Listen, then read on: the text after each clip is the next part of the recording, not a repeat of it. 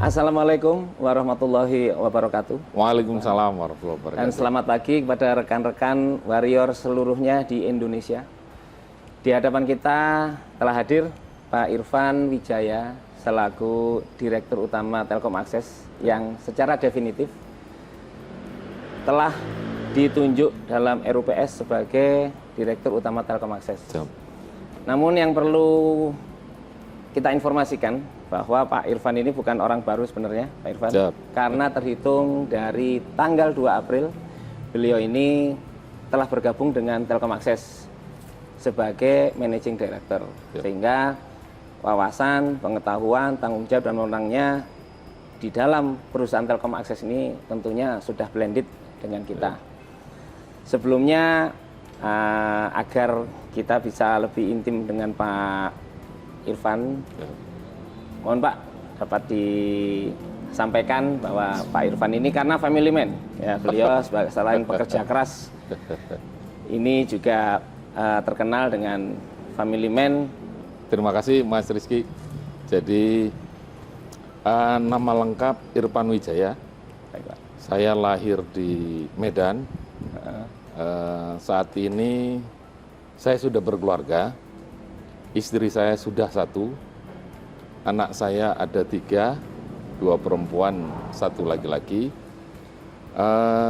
Bicara hobi, dulu waktu masih gagah, konon katanya masih gagah, hobi saya itu trekking dan hiking. Luar biasa.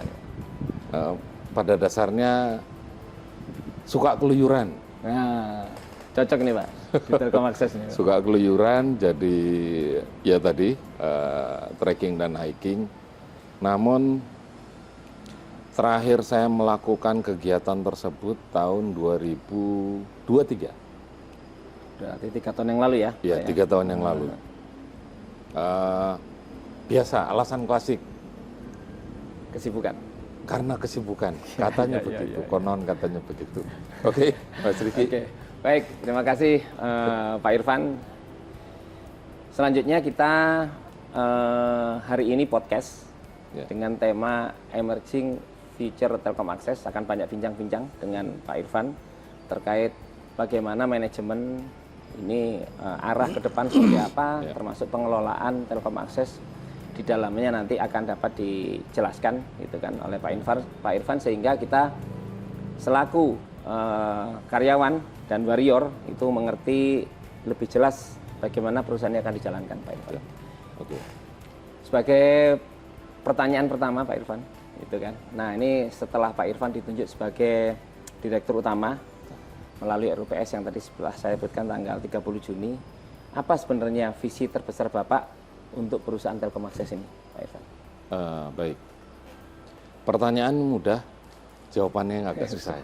Tapi gini, bagi saya setidaknya dalam 5 tahun ke depan, bahwa bicara tentang Telkom Akses, kita harus bicara tidak hanya tentang membangun ataupun mengelola lebih banyak jaringan, tapi yang lebih utama adalah membangun perusahaan ini, terutama pondasi kita yang sudah kita miliki jauh lebih kuat dari yang sekarang.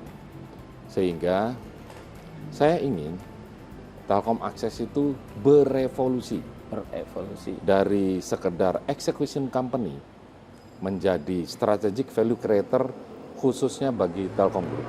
Visi tersebut dibangun setidaknya atas 5 pilar. Yang pertama, menjadi perusahaan dengan operational excellence terbaik. Lalu yang kedua, karena yang kita kelola adalah digital infrastructure, maka seluruh proses harus berbasis digital dan AI. Yang ketiga, harus menempatkan human capital kita menjadi talenta-talenta unggul dengan competitive advantage-nya masing-masing. Dan yang keempat, nah ini yang cukup penting, bahwa untuk kita harus lebih ekstensif, ekspansif untuk menemukan sumber-sumber pertumbuhan di luar captive market sekarang yang sudah kita kuasai. Intinya kita harus lebih agresif lagi ke external market.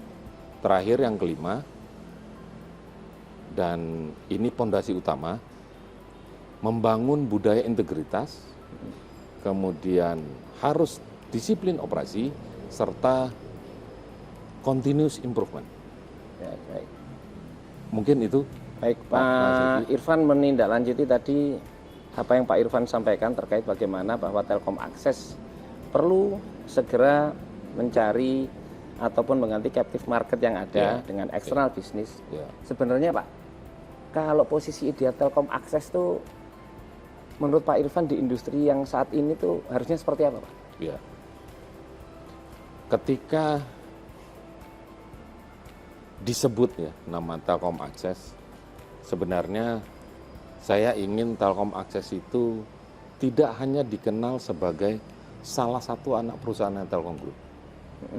Yang lebih penting lagi adalah ketika kita berbicara tentang industri, maka saya ingin ketika industri berbicara mengenai pembangunan maupun pengelolaan jaringan infrastruktur telekomunikasi, maka bear on their mind itu nama pertama yang muncul adalah Telkom Akses.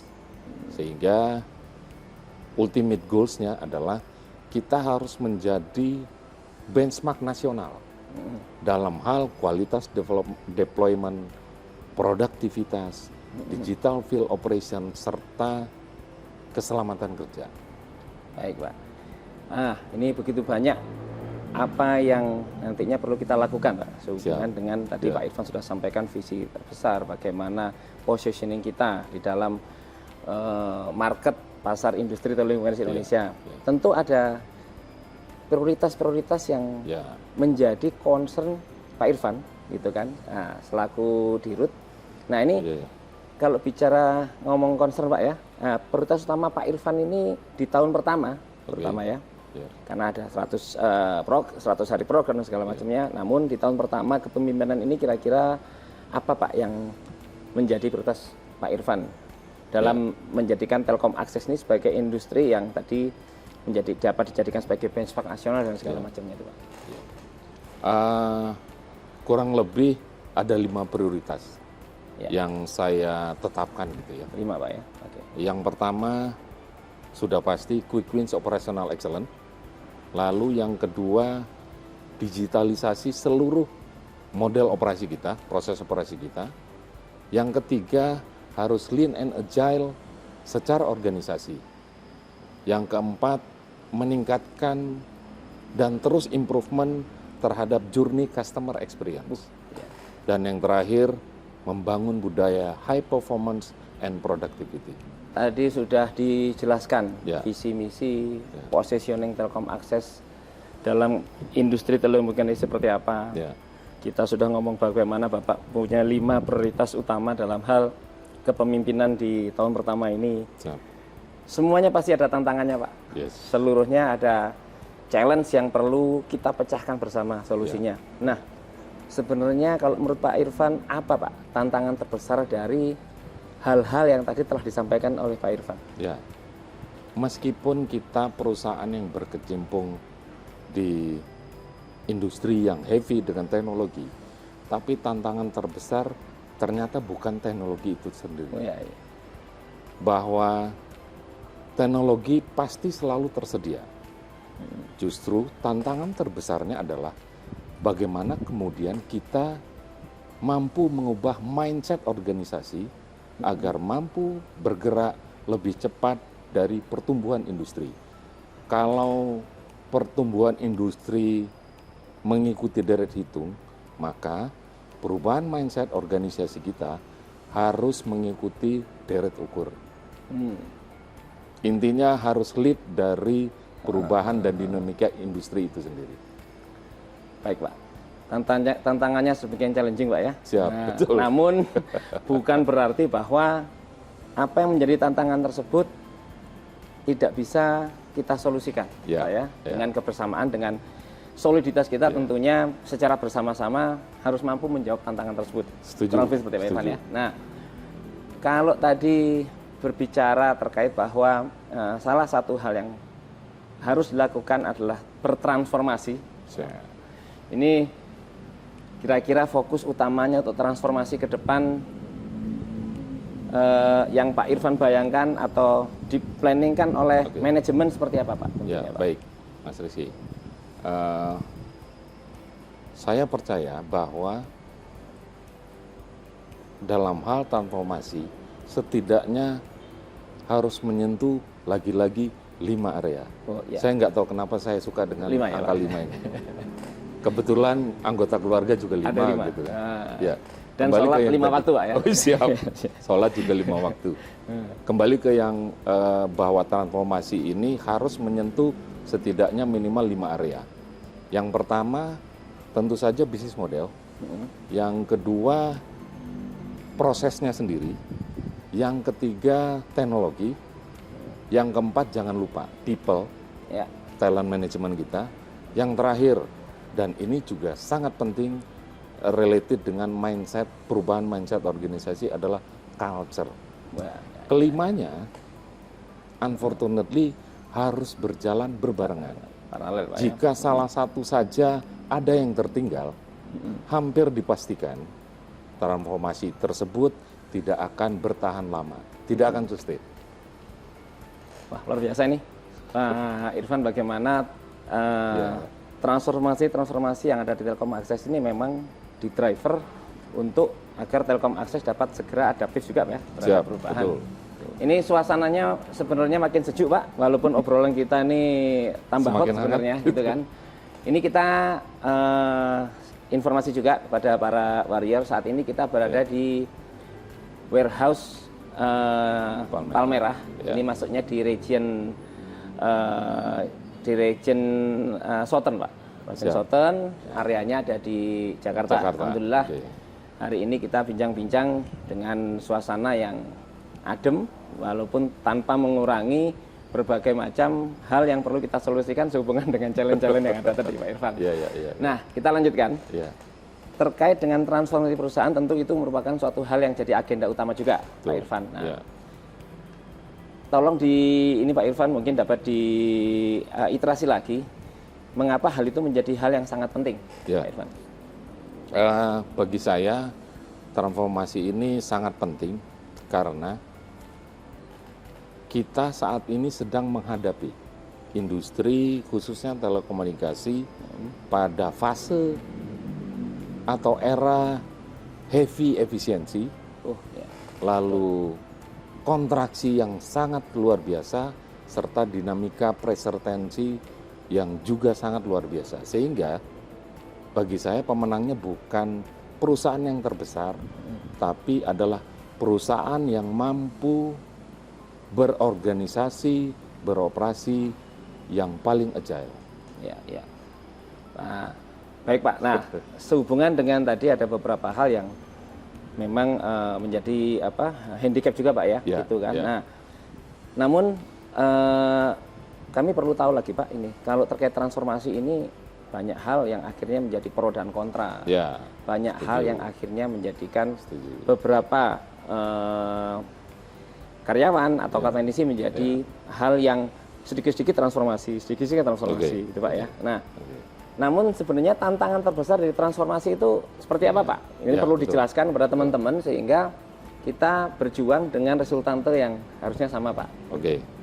Jadi bagi saya dalam proses transformasi setidaknya ada 3 tantangan. Sekarang angka 3. Setidaknya ada 3 tantangan. Karena anak saya 3, saya 3 bersaudara. Luar biasa. Kebetulan, koinsiden. Ya, setidaknya ada 3 tantangan terbesar. Yang pertama, resistant to change. Ketidakmampuan untuk segera beradaptasi terhadap perubahan. Lalu yang kedua, legacy proses. Kita mengharapkan hasil yang berbeda, hasil yang lebih baik, tapi ternyata dengan menggunakan cara yang sama. Yang ketiga, capability gap. Bahwa tantangan ketiga terbesar atas proses transformasi itu ternyata capability gap.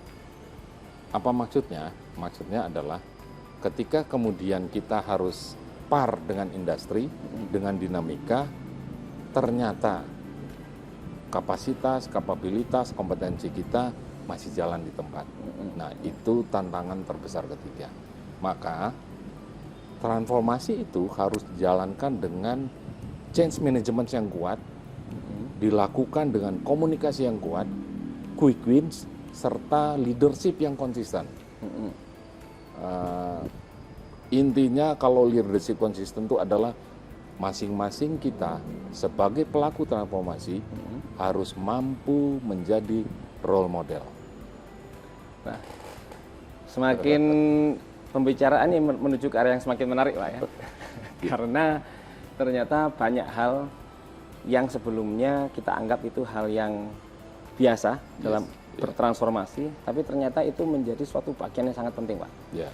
Nah, kembali lagi kepada bahwa tadi kita perlu meningkatkan service excellence, gitu kan? Ini kan tentunya tidak lepas dari yang namanya operational excellence. Betul. Nah, dalam konteks operational excellence ini, seperti apa sih Pak sistem operational excellence yang ideal untuk tujuannya tentu sudah jelas nih, mendukung pertumbuhan Telkom Akses ke depan. Dikaitkan dengan efisiensi maupun produktivitas, maka operasional yang ideal itu ketika kualitas meningkat, lalu biaya turun, yang dampaknya COGS gitu ya, COGS kita semakin optimal, sehingga produk atau services kita semakin kompetitif, produktivitas naik, dan yang paling utama adalah customer experience semakin meningkat. Dan untuk mengukur hal tersebut tadi, setidaknya ada 4 indikator utama. Yang pertama quality, yang kedua speed, yang ketiga productivity, yang terakhir dan yang paling penting juga adalah safety. Nah, balik lagi Pak, kalau kita ngomong tadi bagaimana sistem operasional kita agar excellent sehingga menjadi service excellent Pak ya. Nah, lagi-lagi tantangan Pak, itu kan. Nah, tantangannya dalam menjaga kualitas operasional ini dengan hiruk pikuk dinamika operasional yang semakin padat, bagaimana cara kita agar dapat tetap menjaga agar operasional berjalan dengan baik Pak? Baik. Kelihatannya Mas Rizky sangat penasaran dengan tantangan. Lagi-lagi tantangan. Berarti Mas Rizky ini orang yang biasa tertantang. Atau orang yang biasa ditantang. Bisa ditantang. Oke, baik. Bisa dapat menjawab. Seperti yang sudah saya sampaikan sebelumnya bahwa industri telekomunikasi sedang memasuki fase kontraksi luar biasa, tensi luar biasa, khususnya efisiensi. Dan bagi saya, efisiensi productivity tersebut adalah hal yang mutlak dan harus kita lakukan, nggak boleh ditawar. Efisiensi hanya bisa dilakukan sekaligus meningkatkan kualitas dengan berfokus pada 4 hal. Yang pertama standarisasi, yang kedua digitalisasi, yang ketiga predictive maintenance sebagai bagian dari proses preventif kita, yang terakhir AI analytics. Sekarang kan zamannya AI. Gitu ya. Jadi ingat Pak, kemarin ada dari CTO bahwa ke depan selain AI adalah Anonymous Pak ya. Anonymous Network. Nah, itu yang akan mungkin mendominasi bagaimana Telkom Akses harus beradaptasi terhadap perkembangan teknologi. Siap. Anonymous. Selanjutnya Pak, nah kalau kita sudah ngomong tantangan, tentu ada strategi, gitu kan. Nah, untuk menjawab tantangan tadi. Nah, strategi untuk Telkom Akses agar pertumbuhan bisnisnya tetap terjaga, ya kita ngerti sendiri bagaimana kompetisi yang semakin ketat dengan adanya berbagai kompetitor. yang sejenis dengan Telkom Akses. Nah, kira-kira bagaimana Pak ini strateginya dalam menjawab tantangan yang tadi sudah Bapak sebutkan? Oke, baik. Pertanyaan mudah, jawabannya yang Susah, agak ya. susah ini. Agak susah. Tapi bukan berarti tidak bisa dijawab. Ya. Jadi strateginya harus mampu menemukan area-area atau zona-zona pertumbuhan baru, new growth engine. Dan bagi saya, TA ini punya 4 growth engine. Yang pertama managed service, yang kedua deployment and construction, yang ketiga farms, value added managed services, yang keempat, yang terakhir masih related dengan yang saya sampaikan sebelumnya, harus agresif, ekspansif ke external market. Nah, ini lagi-lagi nyambung Pak. Nah, beberapa kali tadi external business, external market disebutkan. Ya. Tentunya kita harus punya strategi Pak, bagaimana menggrab, ya kan, opportunity di luar itu kan, khususnya bagaimana Telkom Akses harus mampu mendapatkan proyek-proyek dari external business sebagai masa depan dari Telkom Akses itu sendiri, Pak. Nah, mungkin Pak Irfan dapat menyampaikan strateginya terkait dengan bagaimana kita dapat menggrab potensi dalam hal bisnis eksternal ini, Pak Irfan. Saat ini porsi eksternal market kita memang sangat minor, tapi saya optimis dalam 5 tahun ke depan eksternal market kita ini akan menjadi mesin pertumbuhan utama Telkom Akses. Targetnya sebenarnya bukan untuk menggantikan captive market, tapi menciptakan engine growth diversification yang kemudian engine ini menjadi engine pertumbuhan utama kita. Nah, ini kalau kita ngomong external market tentu akan panjang ini sebenarnya, karena bagaimanapun juga kita perlu secara strategi harus ada jangka pendek ya, seperti yang dan ada jangka panjang. Nah, secara jangka panjang kira-kira ada bayangan nih kira-kira Pak Irfan bagaimana agar pangsa pasar market kita yang ekstra ini dapat lebih bagus lagi. Mau tidak mau, suka tidak suka, kita harus berfokus pada setidaknya 3 segmen.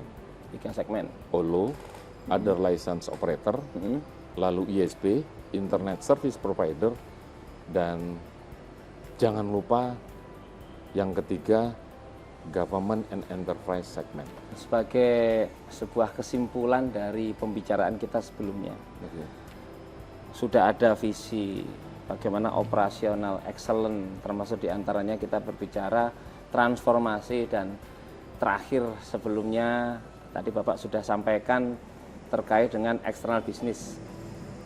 Kalau kita mencermati dengan seksama apa yang tadi Pak Irfan sampaikan, sebenarnya strategi perusahaan ini arahnya sudah jelas Pak. Ya kan?